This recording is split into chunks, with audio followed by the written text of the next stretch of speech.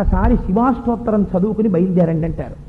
ఆ 108 నామాలు విన్నా, ఆ 108 నామాలు చదివినా, ఆ 108 నామాలలో రమించిన ఒక్క నామం అర్థమైనా చాలు.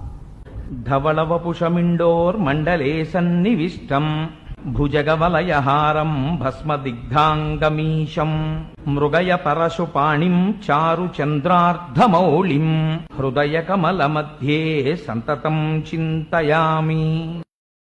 శివో మహేశ్వరః శంభుః పినాకీ శశిశేఖరః వామదేవో విరూపాక్షః కపర్దీ నీలలోహితః శంకరః శూలపాణిశ్చ ఖట్వాంగీ విష్ణువల్లభః శిపి విష్ణోంబికానాథः శ్రీకంఠో భక్తవత్సలః భవః శర్వస్త్రిలోకేశः శితికంఠः శివాప్రియः ఉగ్రః కపాలీ కామారీ అంధకాసురసూ